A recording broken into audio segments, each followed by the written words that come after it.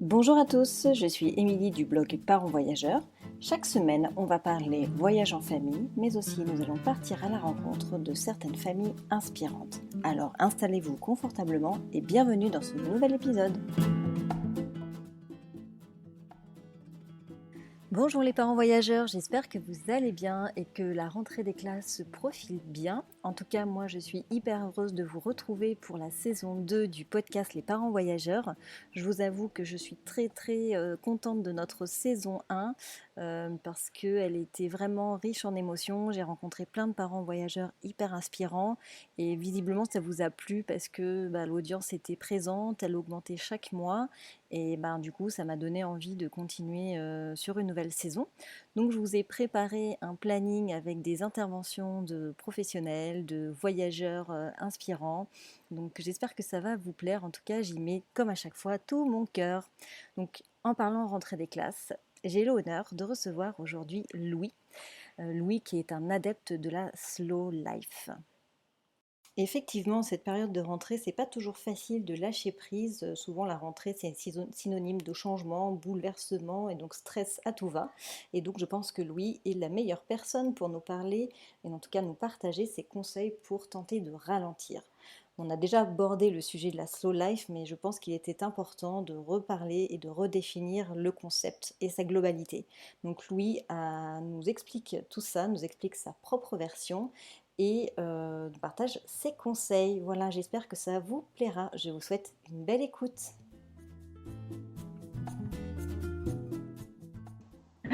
Bonjour Louis, bienvenue sur le podcast. Je suis heureuse de t'accueillir dans cette nouvelle saison, puisque les formats d'été viennent de se terminer et là on reprend les podcasts, on va dire classiques. Donc tu es le premier invité de la saison. Bienvenue. Je suis honoré, merci beaucoup. Bienvenue. Bonjour Émilie, merci de m'accueillir dans ces podcasts.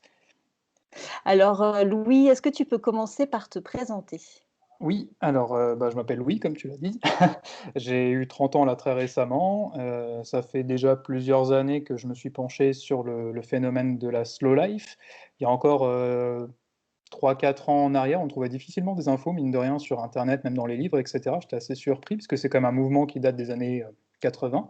Et en fait, en très peu de temps, il y a eu beaucoup de blogs qui ont émergé, qui ont parlé de ça, ou même les livres qui sortent sur le sujet. Donc, moi, personnellement, je suis content qu'on en parle, puisque bon, j'ai aussi un blog à côté qui s'appelle Slow World, et que j'ai consacré justement à la slow life en général, donc vraiment à 360 degrés, si tu veux. Donc, je parle très bien de la partie slow food, tu vois, nourriture, etc., parce que c'est comme le mouvement qui a impulsé toute la slow life, aussi bien que du management, du bien-être en général, de l'écologie, parce que tout ça est vraiment interconnecté. Et j'avais vraiment à cœur de promouvoir à fond cette philosophie slow, puisque pour moi, je pense que c'est en tout cas vraiment un levier d'action très important pour, comment dire, pour le futur, histoire de vraiment de redresser un peu la barre par rapport à tout ce qui se passe au niveau sociétal aujourd'hui. Donc je voulais vraiment promouvoir ça, donc je suis content de voir que ça émerge. Donc pour revenir juste à ta question, voilà, j'ai développé un blog autour de la philosophie slow life. J'ai acheté pas mal de bouquins pour me renseigner, de près ou de loin, avec l'univers slow. Et puis j'essaie de retransmettre ça sur mon blog de manière un peu, comment dire, claire, facile à comprendre et synthétique, tu vois, pour que ça soit facile d'accès à tous, parce que dès qu'on se penche un peu sur le côté sociologie, sociétale, etc., c'est vite des termes techniques. Oui, Il c'est faut vrai. prendre beaucoup de temps pour lire beaucoup de choses, parce qu'on ne peut pas juste lire un paragraphe en se disant bon c'est bon j'ai compris, parce que c'est beaucoup plus complexe que ça, même sur des sujets qui semblent un peu faciles et en surface avec l'écologie, bon il suffit de faire attention, c'est un peu plus compliqué. Donc voilà, c'est ce que j'essaie de faire en tout cas sur le blog Slow Life. Puis à côté j'ai des activités musicales, je suis aussi animateur sur une radio. Voilà, en gros pour présenter rapidement le personnage que je suis. Ok, super. Donc, tu vas avoir pas mal de choses à nous raconter d'hyper intéressantes. Alors, déjà, est-ce que tu pourrais nous expliquer à ta manière, avec tes mots, le concept slow? D'accord, donc oui, pour la slow life, donc le concept, c'est de ralentir. Il ne faut pas traduire mot à mot, c'est vraiment la chose à pas faire. Slow, c'est lent en anglais, mais il faut plutôt traduire par ralentir, prendre le temps. Et ce qui est justement donc très compliqué d'emblée pour comprendre la slow life, c'est que chaque individu a un rythme propre qui est différent. Et donc de là, ça va être l'approche de la slow life va être différente un peu pour tout le monde. Donc déjà, ça va être compliqué à ce moment-là au niveau de l'interprétation, mais pour simplifier là dès le début pour pas perdre les gens, en gros l'idée c'est de ralentir son rythme et puis de se caler sur son rythme propre. Si on a l'impression vraiment qu'on doit toujours courir après le temps pour être, bah, dans nos temps au niveau des agendas et cetera, c'est qu'à un moment donné, il va falloir peut-être faire du tri, se réorganiser pour souffler et puis être vraiment à son rythme. Donc ça veut dire que pour quelqu'un, tu peux avoir des journées presque multipliées par 2 si, le gars est hyper dynamique, et pour lui ça semble naturel et que ça le fatigue pas. Et si une personne a besoin de beaucoup plus de temps, du coup, il va se retrouver avec un agenda divisé par 2, tu vois? Donc Mmh. l'idée du concept slow, c'est vraiment prendre le temps, à titre personnel, hein, c'est prendre le temps, ralentir pour être bien, au niveau de son corps, psychique et cetera, et c'est aussi, du coup, connecter avec la nature, puisqu'il faut respecter les cycles naturels aussi, que par exemple pour la nourriture, tout bêtement, laisser vraiment les plantes pousser à leur vitesse pour que, bah, les fruits et légumes puissent avoir leurs nutriments au maximum, ce qui fait qu'on sera bien nourri et qu'on aura une meilleure santé. Donc tu vois, tout est interconnecté au niveau de la slow life. Donc en gros, c'est, prendre le temps et se caler sur les rythmes naturels au maximum. Voilà. Faut pas tomber non plus D'accord. dans l'excès puisque à ce moment-là, on fait plus rien non plus par rapport à la nouvelle technologie. Tu vois, on pourrait même pas faire de visioconférence puisqu'en théorie, il faudrait qu'on prenne le temps de se rencontrer et cetera. Mais en tout cas, voilà, l'idée est là, l'idée maîtresse est là, c'est de prendre le temps et puis de ralentir le rythme pour se connecter au maximum, au cycle naturel, je Mmh. dirais. Voilà. Ouais, donc c'est quand même très propre à chacun, Mmh. mais il n'y a pas aussi un peu, cette question un peu, où c'est un peu utopique de dire ça parce qu'on est dans un monde où on vit à 200 à l'heure et finalement est-ce que et puis dans un monde où on nous autorise pas vraiment à prendre le temps, tu vois? Oui. On a des rythmes de vie qui sont de base très, très rythmés, des rythmes très Ouais. rythmés, ça se dit pas, mais en fait, Si, on ça vit à peut être 200 à l'heure parce qu'on a des horaires de bureau pas forcément flexibles, on a des transports en oui. commun, on doit récupérer les enfants. Comment, heu, comment on fait clairement pour ralentir, dans un quotidien, où on est, forcément tenu avec des horaires et cetera? Bah, là, du coup, c'est une réponse qui est un peu complexe et un peu individuelle en fonction de chacun, mais si déjà j'ai un premier petit conseil à donner, ça serait déjà de faire peut-être un bilan de ce qu'on fait au niveau d'une semaine, par exemple, d'une semaine type, et déjà de voir avec une première approche s'il y a moyen de faire un peu le tri, tu vois? S'il y a pas des choses un peu superflues, est-ce qu'il y aurait pas une manière un peu différente de s'organiser pour, implémenter des choses, si tu veux, plus ou moins simultanément et justement s'aider, par exemple, de la technologie pour mettre des tâches si tu veux, tu vois, par exemple, en simultané, l'une au-dessus de l'autre, au niveau de l'agenda, au niveau des heures, et ce qui nous permettrait de récupérer du temps. Je pense dans un premier temps, déjà faire un check-up au niveau de l'organisation, ça pourrait être pas mal pour ralentir.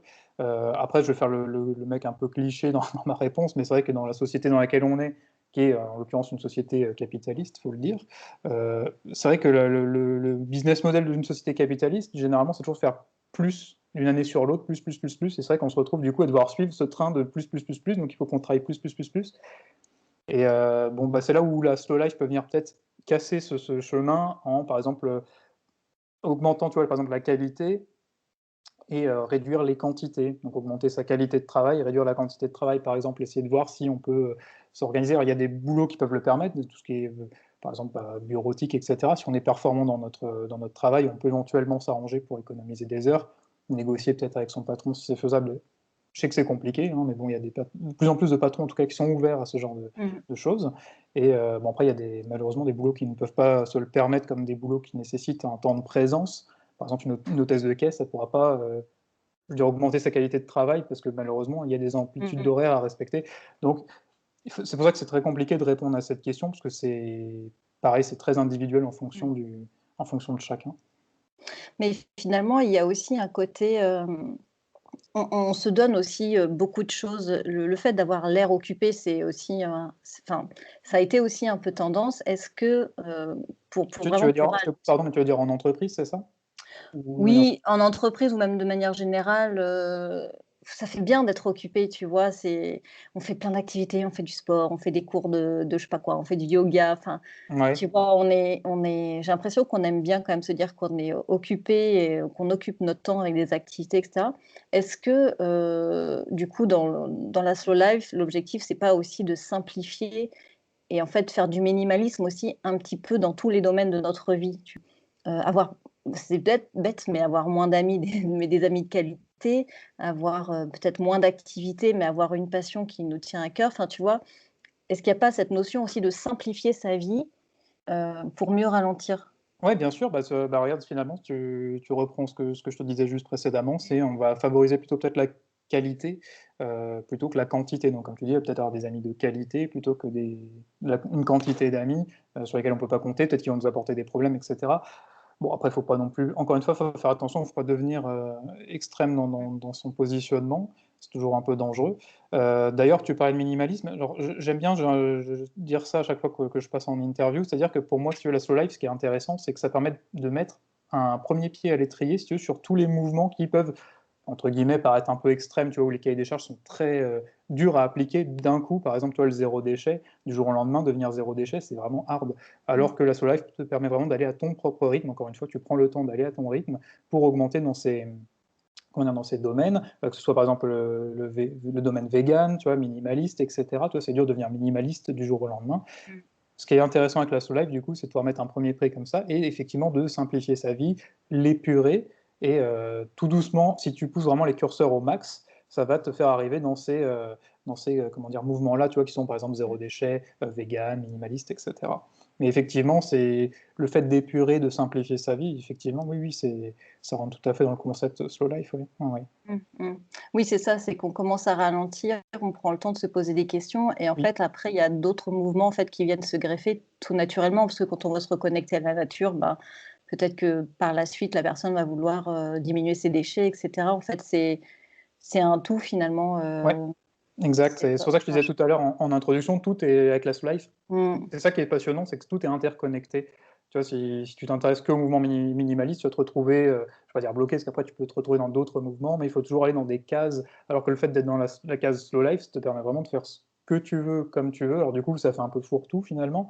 Mais ce qui est intéressant, c'est que de toute façon, la personne qui va s'intéresser au mouvement slow life, à mon sens, vient avec comment dire, avec pas de, je cherche mon mot, mais pas de mauvais arrière-pensée, tu vois, et puis essaye d'être honnête avec soi-même, mmh, d'être lucide si tu veux, et donc de toute façon, on n'ira pas faire des choses, bêtement juste pour contredire le mouvement, donc va aller dans le sens positif des choses et par exemple, tu as différents curseurs, va peut-être réduire un peu ça. Moi, par exemple, je vais prendre mon cas, ce sera peut-être plus simple pour les gens pour s'identifier. mmh, Je suis pas végan, je suis pas zéro déchet, je suis pas minimaliste. Par contre, je mange beaucoup moins de viande qu'avant, j'essaye d'épurer au maximum, heu, mon lieu de vie. C'est pas encore, full, mais en tout cas, j'ai bien réduit, tout l'espace qui était occupé. Au niveau zéro déchet, je fais vraiment le maximum pour, réduire à fond mes déchets, mais je suis pas zéro déchet à 100 et du coup, c'est toujours une démarche positive et j'essaye toujours d'aller plus loin, mais à mon rythme. Une fois que je suis vraiment à l'aise avec on va dire le palier que je semble avoir atteint, une fois que je suis à l'aise avec ça, là, j'essaye de franchir un mmh, cap supplémentaire, tu vois? Mais du coup, dans tous les domaines en simultané. C'est ça qui est intéressant. mmh. Par contre, je ne suis pas identifié tel que zéro déchet ou je suis pas végan et cetera. Oui, on peut pas mettre les gens dans des cases, c'est on est un enfin, ça on touche à tous les domaines, mais sans forcément, être extrême dans l'un C'est ou dans ça. l'autre. Enfin, après chacun le Chacun fait vit ce comme qu'il veut. Il y en a qui voudront vraiment devenir végan mmh, à 100 et puis, bah, voilà, il y a pas de souci. Puis quelque part, ils seront incorporés dans le mouvement slow life mmh. et après ils peuvent se retrouver toujours dans le mouvement slow life, par exemple dans le voyage, parce qu'on va peut-être en parler tout à l'heure, dans le management dans l'entreprise et cetera. Il y a même la slow education pour les enfants et cetera, ouais. Mmh mh. Ouais, en fait, on s'imagine pas, enfin, finalement, c'est vrai que sur le web, on parle du de la base de la slow life, mais effectivement, on peut pousser le concept. Enfin, le slow management, par exemple, je connaissais Oui, pas. Enfin, je me suis intéressée un peu au slow entrepreneuriat parce que oui. je travaille en freelance. Et effectivement, il y avait des choses, hyper intéressantes, mais, en slow management, en 2 mots, c'est quoi le concept, Bon, alors, en gros, le slow management en français, on pourrait le traduire, par le management par l'humain. Donc c'est vraiment prendre en considération, le comment dire? Le le bien-être psychique des personnes sur place et puis toujours enfin, être moins raide, être moins, comment dire? d'être Être plus être être plus centré souple. sur Être son collaborateur c'est ça, que être centré sur son collaborateur et être plus souple, si tu veux, dans l'approche qu'on va avoir et ne pas être rigide au niveau des chartes et cetera qu'on peut avoir en entreprise. Alors il y a des choses à respecter, on ne peut pas déroger, mais il y a peut-être certaines choses qu'on peut faire, on peut essayer de s'arranger, assouplir les choses, puis prendre en considération, voilà, les besoins des collaborateurs. C'est J'ai peut-être juste oublié de te dire ça en introduction, mais en fait, la slow life, finalement, c'est ni plus ni moins que du bon sens. Mais aujourd'hui, on a besoin de mettre, des mots ou des concepts, si tu veux, pour que les gens raccrochent à quelque chose. Donc en fait, finalement, la slow life, c'est ni plus ni moins que du bon sens. Mm. Que ce soit par exemple Mm. pour le management, ça paraît être du bon sens que de faire attention à ses collaborateurs. Pour la nourriture, ça paraît être du bon sens que de pas couper les fruits et légumes avant qu'ils soient arrivés à maturité. Enfin, tu vois, finalement, c'est que du bon sens. On aurait pu l'appeler le mouvement bon sens. Mais bon, Ouais, So Life, ça parlera à tout c'est le monde plus dans le cool. monde. Voilà, c'est ça. Mais ouais, mais parce qu'en fait, je pense qu'au fur et à mesure des années, on s'est perdu en fait, avec, l'évolution industrielle. Je pense qu'il y a eu une surconsommation de tout et en fait, je pense que l'humain s'est perdu ces 20 dernières années et que finalement, bah, on a perdu notre bon sens parce qu'on était peut-être focus sur, la productivité, Oui. sur, avoir tout de suite, la technologie en plus qui a pas aidé. Enfin, bon, finalement, on revient, c'est pas qu'on revient en arrière, mais on retourne aux sources, aux bases, Bah, quoi, de par l'humain. exemple, si pour certaines choses, par exemple pour le mouvement des zéro déchet, finalement, on revient en arrière, on revient à ce que, en tout cas pour moi, mes grands-parents faisaient, c'est-à-dire aller au marché, prenaient le panier, et mettaient pas forcément d'emballage à tout va pour X ou Y raison. Après, effectivement, on s'est perdu au fur et à mesure parce qu'au moment vraiment du gros développement industriel, finalement, à ce moment-là, il n'y avait pas trop, enfin, bon, je pense qu'il ne devait pas y avoir trop de problèmes d'archi-pollution. Donc on a carburé à mort, puis à un moment donné, ça se voyait pas trop parce que le monde est quand même grand. Mais à force de carburer à cette vitesse et toujours plus vite, et puis avec de plus en plus de monde aussi, forcément, ça multiplie les déchets. Là, il y a un moment donné, c'est peut-être arrivé presque saturation, et on se rend compte des choses parce que c'est sur le pas de la porte. Mais au début, il n'y avait pas de problème, on pouvait y Mmh. aller.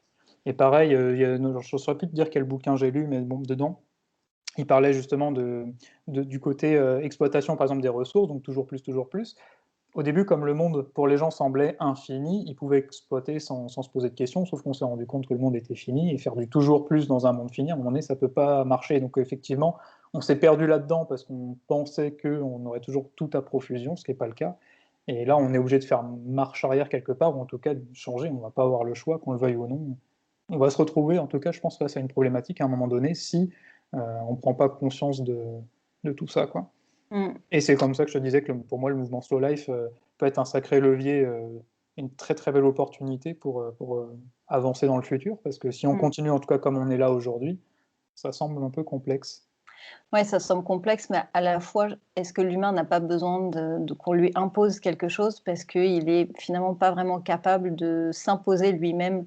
Il y a une partie des gens qui vont réussir à s'imposer ce mouvement, qui vont s'écouter, et cetera, mais Oui, moi, je suis assez investie dans le zéro déchet et rien qu'avec mon entourage, sans absolument leur jeter la pierre, hein, en gros, si on leur met pas le couteau sous la gorge, ils le feront pas, quoi, tu vois? ouais, je Moi, vois je ce que vois, tu veux dire. par exemple, ma sœur, à partir du moment où ils ont commencé à mettre une chose tout bête, mais les poubelles au poids, Ouais, ils ont commencé à faire revoir leur attention. manière de gérer leurs déchets, tu vois?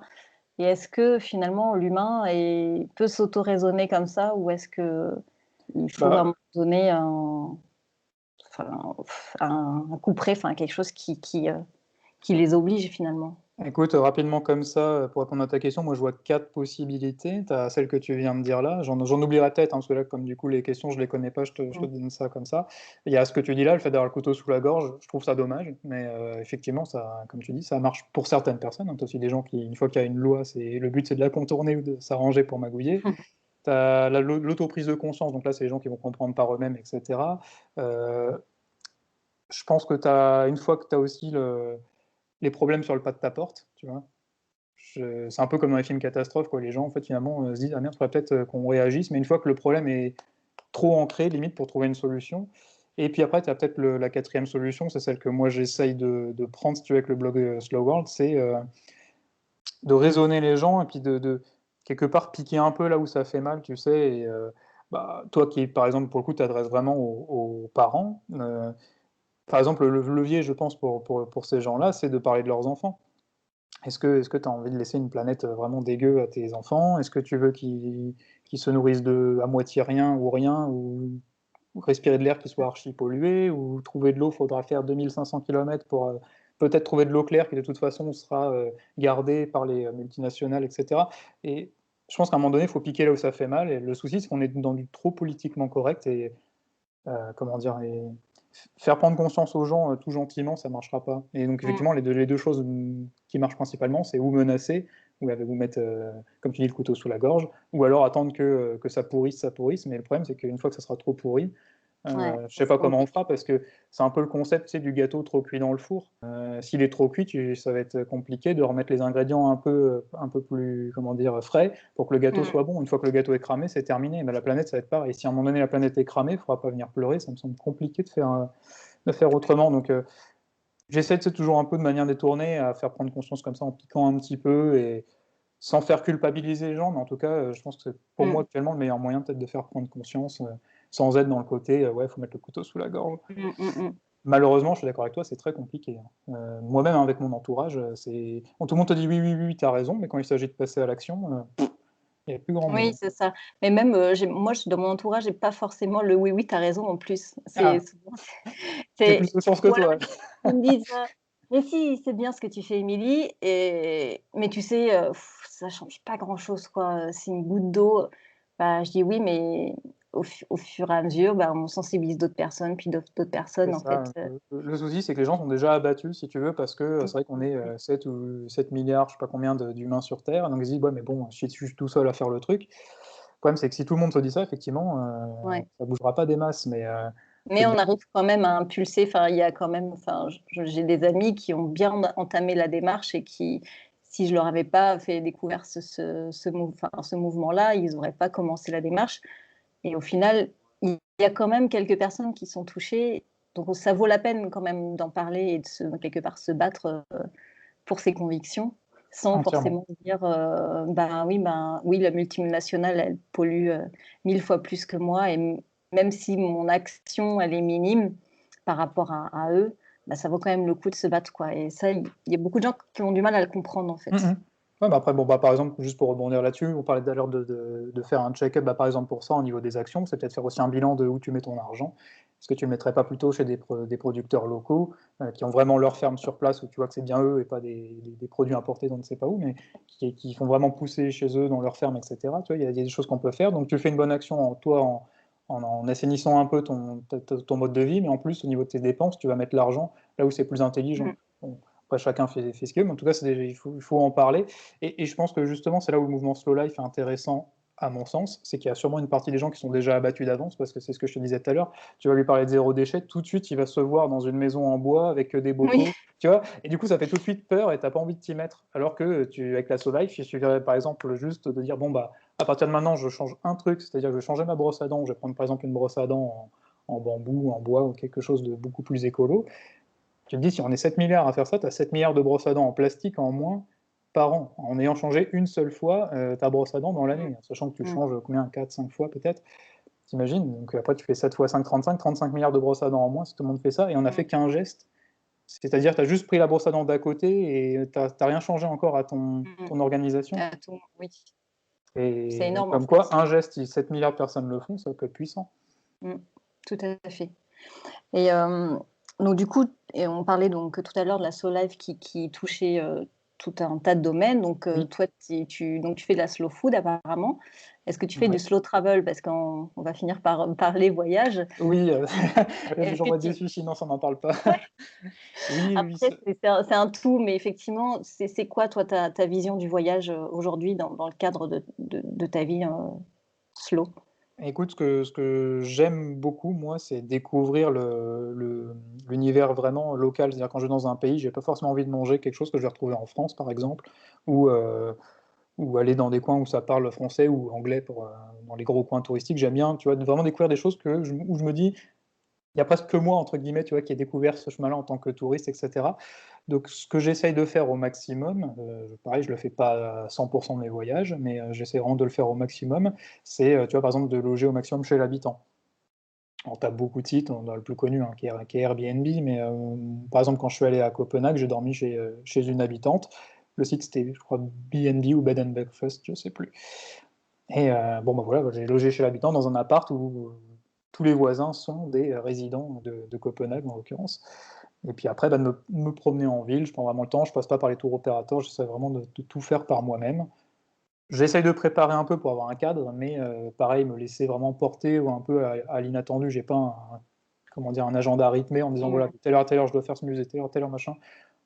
C'est vraiment un peu au feeling et puis, bah, bien sûr, tester tout ce qui est local au maximum, tu vois? Mmh. Les plats locaux, traditionnels et cetera, ouais.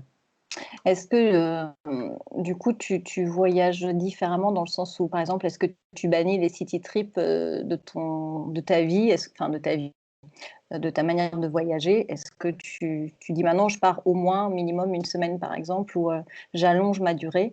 Ah oui, d'accord, Heu, tu veux dire en Tu durée vois? de voyage? Ouais, parce que du coup, Non. faire un city trip sur un week-end, forcément, c'est du rapide, quoi. Tu prends l'avion, tu vas dans une ville, tu reviens. Heu, c'est pas que ça va à l'encontre, mais c'est forcément du rapide. C'est de la consommation de voyage, tu vois? Ouais, Est-ce je vois ce que que tu par rapport à ça, tu tu bah, tu voyages différemment ou tu l'adaptes aussi peut-être à ta manière? écoute, ce que j'essaye de faire, c'est effectivement, c'est de faire le moins court possible. Maintenant, encore une fois, c'est vrai que c'est compliqué, comme tu disais tout à l'heure, parce qu'en en termes de ne serait-ce que de vacances, par exemple, pour ma part, je suis notamment salarié, donc j'ai 5 semaines par an. Donc, là, et puis je pense que la majorité des personnes qui vont écouter le podcast, c'est leur cas également.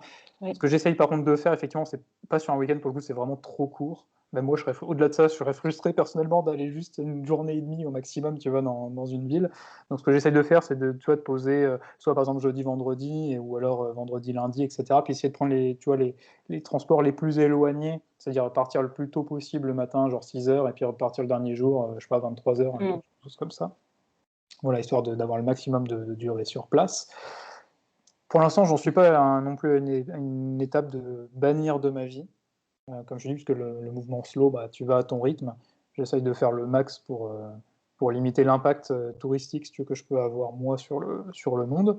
Je suis pas anti-avion, si je vais peut-être devancer une de tes questions. Oui. Je suis pas anti-avion parce que, bah, c'est pareil, faut pas tomber, enfin, à mon sens, faut pas tomber dans l'extrême. Heu, Par exemple, je donne un exemple quand je parle du slow tourisme sur mon blog, c'est, Montréal, tu vois? Je suis allé à Montréal, par contre là-bas, sur place, j'ai dormi encore une fois chez l'habitant et puis bon, j'ai un cousin qui habite Montréal, donc j'ai fait 50 du temps chez mon cousin, 50 du temps chez une habitante. J'ai pris le métro comme tout le monde, tu vois? Avec les cartes métro et cetera. Donc c'est-à-dire qu'une fois que j'ai fait mon trajet avion, après terminé sur place, j'étais vraiment j'ai fait du covoiturage aussi pour, visiter la ville de Québec parce que j'étais sur Montréal pendant 12 jours, 10-12 jours, je sais plus exactement. Et donc on a fait du covoiturage. Alors, au Canada, c'est un peu compliqué, parce qu'a priori, tu peux faire l'application de covoit qu'à condition d'habiter le Canada. Donc j'ai demandé justement à mon cousin qui habitait là-bas de passer Mmh. par son appli de covoit. Mais tu vois, je me suis débrouillé effectivement pour éviter de louer une voiture et être tout seul, tu vois, dans la voiture et consommer du carburant, etc. Donc j'essaye de faire vraiment le maximum, mais je ne suis pas anti-avion. Pour moi, ça n'a pas vraiment de sens.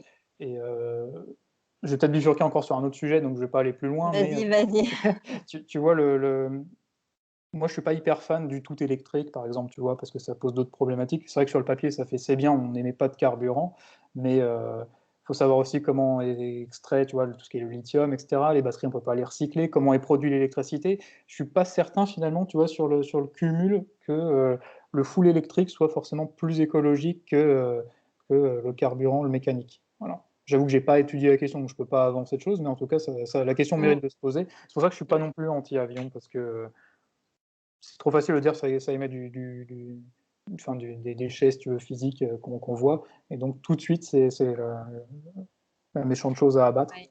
Oui, parce que finalement, il y a pas d'alternative propre pour le moment, on n'a pas une alternative qui soit meilleure que les 2 en fait, que l'électrique et le carburant au final. Puisque l'électrique effectivement, pose d'autres problèmes. C'est Donc au ça. final, c'est choisir entre la peste et le choléra. C'est un peu ça, Mais ouais, c'est tant qu'on sait pas recycler effectivement les batteries, ouais, exact. mmh Déjà rien mh. que ça, ouais. Mais c'est hyper intéressant ce que tu dis par rapport au mouvement, de l'avion parce qu'on parle justement là du monde d'après, Oui, après le exact. covid, où il y a aussi beaucoup de gens qui ont une prise de conscience. Puis là, le tourisme, c'est vrai qu'il a pris une claque. Effectivement, c'est aussi les gens font beaucoup d'amalgames sur, le voyage tu pollues, et Mmh. cetera. Donc effectivement, il y a des gens qui sont contre l'avion et tant mieux pour eux. Oui, je veux dire, moi je Hem respecte après oui, c'est s'il y en a ça, qui c'est s'il y en a qui qu'après tu bannissent as des tu complètement. mais c'est pas parce que tu as des convictions écologiques ou des convictions de vie que tu dois forcément être un mouton et du coup bannir, tout ce que tu as là à portée de main. Parce C'est ça. qu'aujourd'hui, l'avion reste quand même un moyen de découvrir d'autres cultures, de s'évader, enfin, même pour les enfants, c'est quand même, une ouverture d'esprit qu'on ne trouvera jamais. La seule chose qu'on pourrait peut-être dénoncer vis-à-vis de l'avion, c'est que quand on parle de slow travel, le voyage fait partie en fait du voyage, et que par exemple quand on part en train ou même en voiture ou en bus, il y a la notion aussi du trajet qui fait partie du voyage. Donc si tu fais quelques heures de train, finalement tu regardes un paysage par la fenêtre, etc. Alors que l'avion, on est dans le speed, on dépose ses bagages, on embarque, etc. Il n'y a pas vraiment tant de plaisir que ça au moment du voyage en tant que tel, tu vois, pour Oui, y oui. aller. Tu vois. Je vois ce que tu veux dire, parce que ça me rappelle un voyage justement que j'ai fait, un road trip avec mon frère au Royaume-Uni.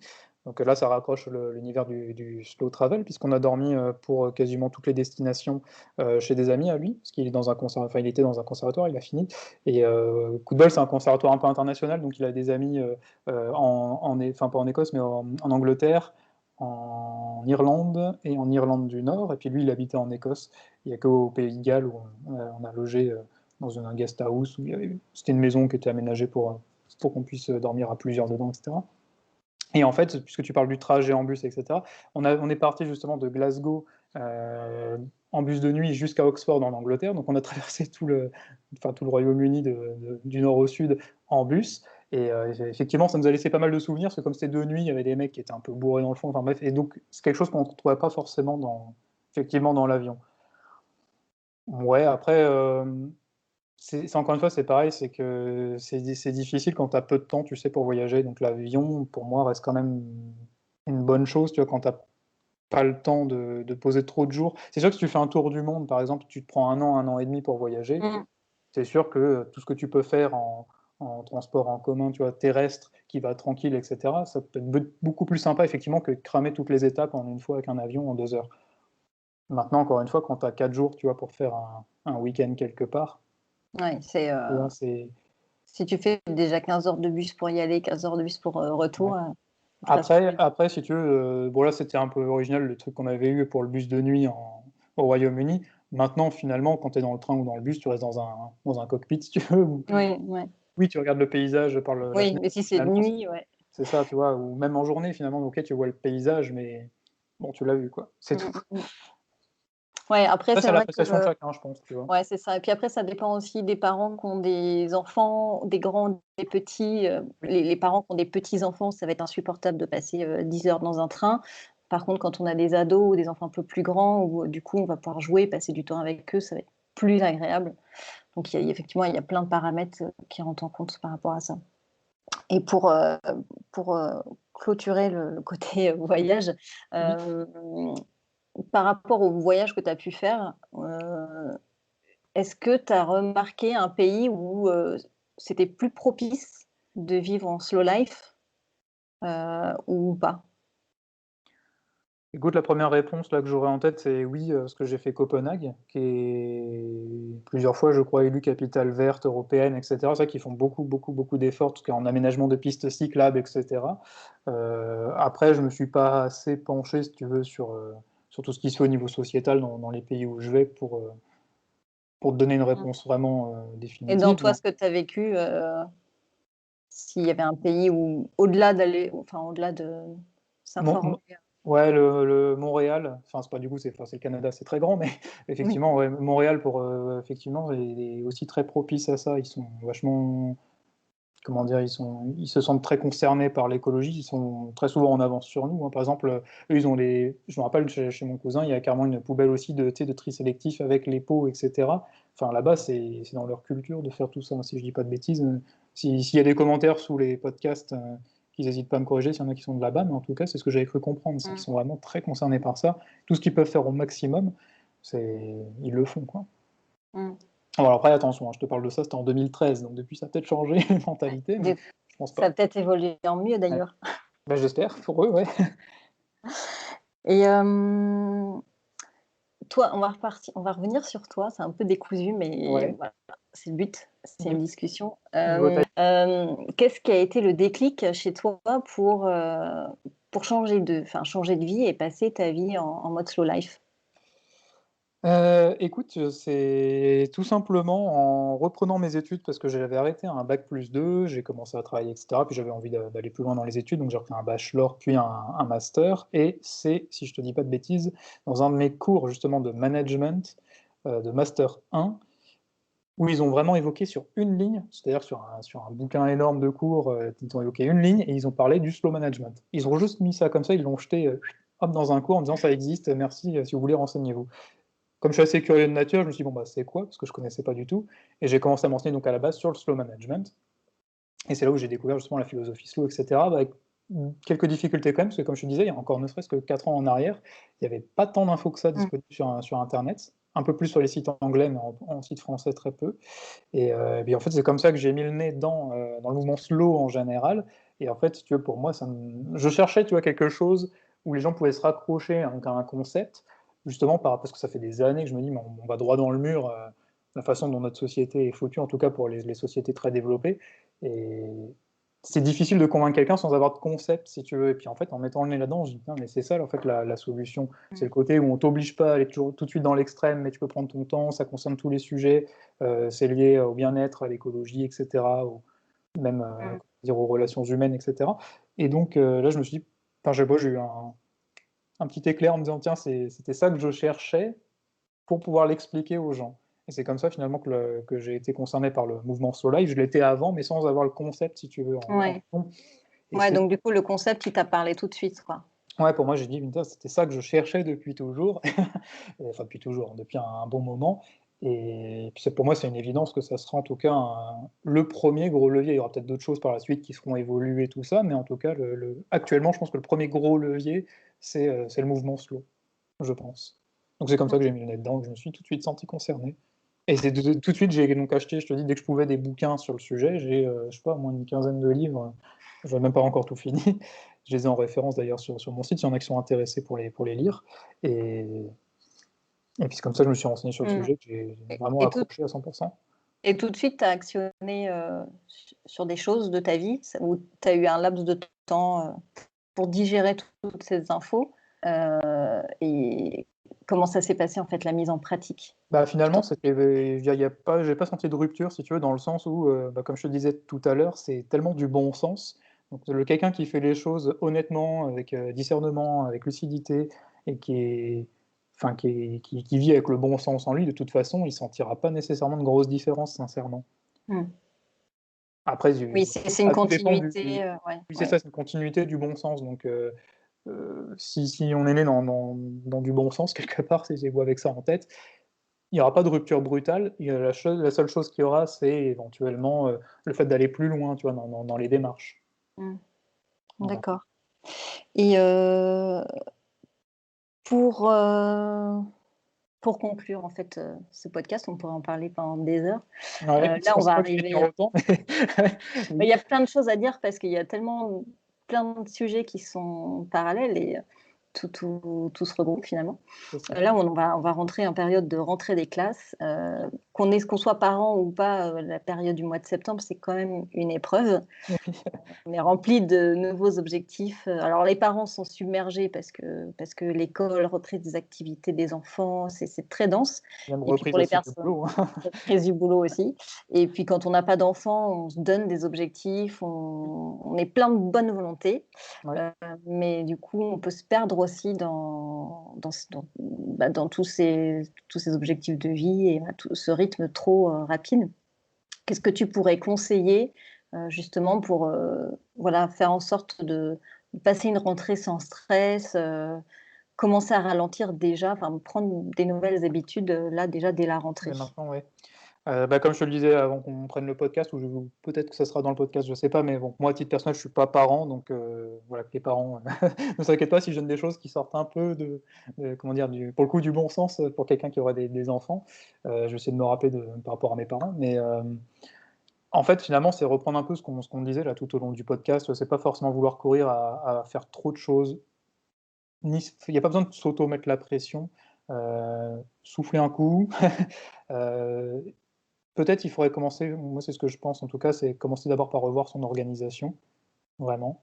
Si on a déjà une organisation au top, déjà en théorie, il ne devrait pas y avoir particulièrement de Mmh. problèmes. Et puis peut-être essayer d'anticiper un peu, pas attendre toujours par exemple, pour les enfants au niveau des activités. Bon là, c'est un peu particulier avec le Covid, je sais pas comment ça va se passer les choses, mais par exemple au niveau des activités extrascolaires, c'est peut-être déjà commencer dès maintenant à sonder un peu ce que voudrait faire son enfant, etc. pour pas être, comment dire, tu vois, par exemple, le jour où il y a les forums d'activités sportives ou extrascolaires, de devoir faire tous les stands et du coup être surchargé avec des papiers dans tous les sens, etc. Ça n'empêche pas au fur et à mesure de voir peut-être quelque chose qui pourrait intéresser son enfant et puis d'aller se renseigner au stand. Mais tu vois, peut-être déjà de faire un premier tri. Peut-être que tous les parents le font, hein, je ne sais pas, mais voilà, aller tendre vers ce genre de choses qui permettent tu vois, d'anticiper un peu, mais pas trop, parce que si on anticipe trop, on peut aussi faire du boulot qui ne sert à rien. Donc ça serait bête. Mais voilà, essayer de s'organiser, de prévoir un peu, et puis surtout, comment dire, pas forcément vouloir tout faire. Enfin, je pense que l'erreur peut-être à ne pas faire, en tout cas, c'est de vouloir absolument tout faire, et puis d'aller à son rythme. Voilà, si à un moment donné, il faut remettre à un peu plus tard parce que voilà, c'est trop, bah, voilà, essayer de faire par ordre de priorité aussi. Enfin, c'est pour ça que je te parle d'organisation, parce que je pense que tout passe notamment par l'organisation à ce niveau-là, en tout cas. Mmh. Ouais, Pas se toujours attendre simplifier, le dernier moment pour tout faire d'un coup. Là, c'est clair qu'on implose complet, quoi. Ouais. ouais, c'est vrai que la planification, l'organisation, ça change tout dans une vie de famille, à tout niveau, j'ai envie de dire, c'est Ouais. les activités, mais ça peut être aussi la cuisine. On s'est mis au bath cooking Ouais. euh, pendant le confinement, enfin même on avait commencé avant le confinement, et rien que ça nous a fait gagner énormément de temps, enfin ça nous a dégagé énormément de temps dans la semaine. Enfin, effectivement, il y a plein de techniques d'organisation à tout niveau qui permettent du coup de structurer un peu mieux notre quotidien. Parce que je trouve qu'il y a aussi un problème, et je pense que ça rentre aussi dans So Life, mais je trouve qu'on passe pas suffisamment de temps de qualité avec nos enfants. Ah, ça, oui. Et, Ouais. et en fait, tout ça aussi, ça passe par l'organisation, en fait, et de se dire, ben, comment je simplifie au maximum, comment je ralentis pour qu'à un moment donné, on se retrouve tous à table à discuter de quelque chose sans qu'il y en ait un qui fasse autre chose, qui check ses mails, qui fait ci. Enfin, voilà, essayer de se retrouver ensemble et passer du vrai temps de qualité, quoi. Mais notamment peut-être pour choisir une activité sportive. Bah, notamment pour parler aussi des activités au niveau des choix, etc. Tu vois, tu parles d'avoir du temps de qualité avec ses enfants et tout. Je sais pas, parce que du coup, je suis pas parent, donc je n'ai pas Mmh. peut-être la bonne réponse là-dessus, mais toi, faut peut-être pas forcément avoir peur, je vais pas dire, toi, de pas frustrer un peu l'enfant, tu sais, mais si par exemple il a envie de faire 4 activités, bon, bah, peut-être en faire que 3 au lieu de 4, tu vois? Déjà, ça évitera de courir, aller encore l'amener quelque part, et puis du coup, ça permettra de dégager du temps et de pouvoir profiter, et cetera. Tu vois? Pas Mmh. forcément exaucer tous les souhaits de, de son enfant. Alors, encore une fois, je prends des Oui, oui. pincettes là-dessus parce que je suis pas parent, donc je sais pas comment Non, je mais réagirais à ce moment-là, mais bon, après, je vis par rapport à mon expérience d'enfant, par rapport à mes parents. Je sais qu'eux, ils hésitaient pas. Voilà, si à un moment donné, j'en demandais trop, c'était hop, non, terminé, on a déjà ça. Merci d'être ouais, venu. Tu vois? mais ça reste encore une fois du bon sens, hein. Oui, oui.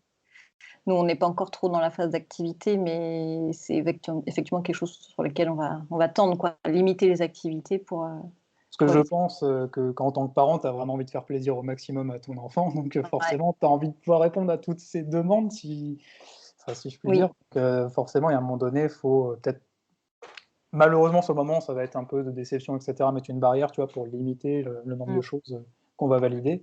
Mais finalement, après, une fois que ce sera passé, hein. Mmh, Enfin, je mmh mh. pense. Tout à fait.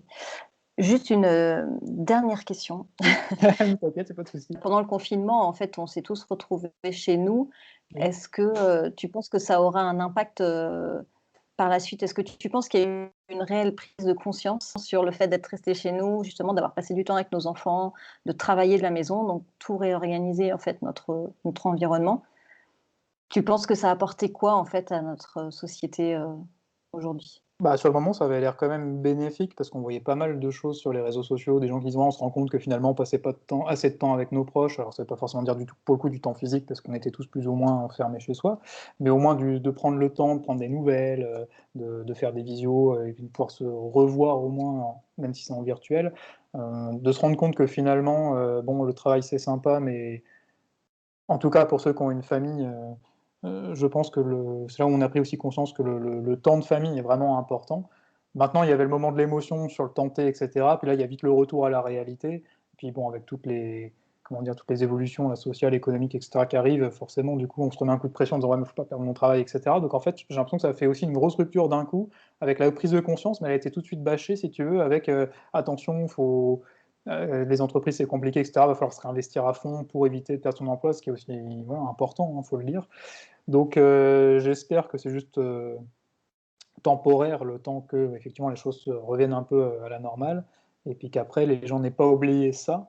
Et quelque part, c'est aussi une première démarche dans la slow life que augmenter son temps de qualité de famille, et puis peut-être s'arranger avec son entreprise. Ce qui est intéressant en tout cas au niveau entreprise, c'est que par rapport à ce que tu dis là, avec la prise de conscience d'être à la maison et tout, c'est qu'il y a déjà des entreprises qui commencent à favoriser le télétravail.